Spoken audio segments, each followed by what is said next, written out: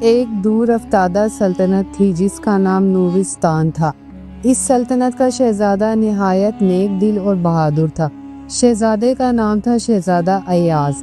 ایاز کو بچپن سے ہی سفر کرنے اور نئی چیزیں دیکھنے کا شوق تھا۔ محل کی چھت پر وہ اکثر پرندوں کو اڑتے دیکھتا اور سوچتا کاش وہ بھی اڑ سکتا۔ ایک دن وہ محل کی پرانی لائبریری میں گیا۔ وہاں ایک پرانی گرد آلود کتاب اس کے ہاتھ لگی۔ کتاب میں جادوئی اشیاء کا ذکر تھا۔ ایک صفحے پر لکھا تھا جادوئی قالین جو خواہش پر اڑتا ہے۔ شہزادے کی آنکھیں چمک اٹھی۔ کتاب میں لکھا تھا کہ قالین ایک خفیہ غار میں چھپا ہوا ہے۔ غار تک پہنچنے کے لیے 3 آزمائشوں سے گزرنا ہوگا۔ اگلی صبح ایاز نے اپنا سفر شروع کیا۔ اس نے صرف ایک خنجر، پانی کی بوتل اور کتاب ساتھ کی۔ پہلے دن وہ ایک گہری وادی میں پہنچا۔ وادی کے درخت بول سکتے تھے۔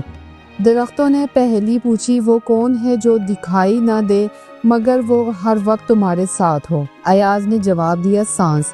درختوں نے راستہ کھول دیا۔ دوسرے دن وہ جلتی ریت کے صحرا میں پہنچا۔ وہاں سورج آگ برسا رہا تھا۔ اچانک ایک سایہ دار درخت نمودار ہوا۔ درخت کے نیچے ایک پرانا سپاہی بیٹھا تھا۔ سپاہی نے کہا صرف صبر کرنے والا یہاں سے گزر سکتا ہے۔ ایاز نے 3 دن تک سائے میں بیٹھ کر صبر کیا۔ تیسرے دن درخت ایک پل میں بدل گیا۔ پل نے ایاز کو صحرا کے پار پہنچا دیا۔ تیسرے دن وہ پہاڑوں کے بیچ ایک غار کے دہانے میں پہنچا۔ غار کے دروازے پر ایک شیر بیٹھا تھا جو آنکھیں بند کیے ہوئے تھا۔ شیر بولا سچ بولو گے تو اندر جا سکو گے، جھوٹ بولو گے تو واپس جاؤ گے۔ شیر نے پوچھا تم قالین کیوں لینا چاہتے ہو؟ ایاز بولا تاکہ دنیا کے دکھوں کو دیکھوں اور جہاں ممکن ہو مدد کروں۔ شیر نے آنکھیں کھولی اور مسکرا کر غار کا دروازہ کھول دیا۔ ایاز غار میں داخل ہوا۔ غار کے اندر نیلا نیلا نور پھیلا ہوا تھا۔ ایک ستون کے اوپر ایک چمکتا ہوا قالین رکھا تھا۔ جیسے ہی ایاز نے قالین کو چھوا، قالین ہوا میں بلند ہو گیا۔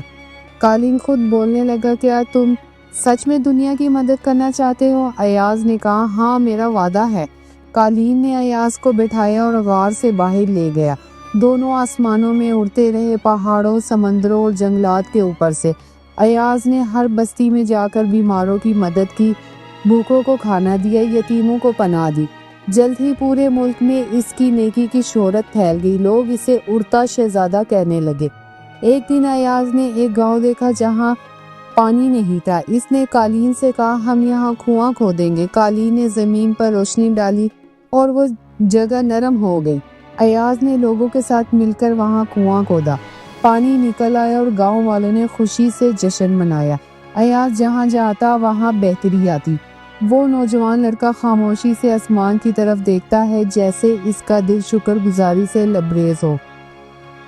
بنجر بستی میں پانی بہہ رہا ہوتا ہے اور ہر چہرے پر امید کی روشنی چمک رہی ہوتی ہے۔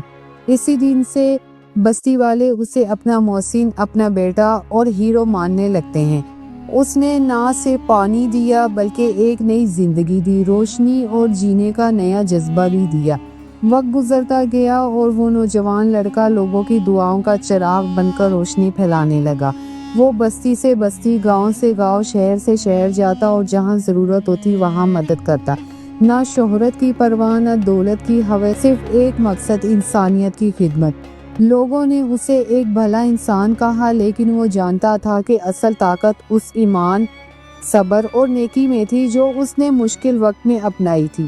اور یوں وہ ایک عام لڑکا نہ رہا، وہ ایک مثال بن گیا جو دلوں میں ہمیشہ زندہ رہے گی۔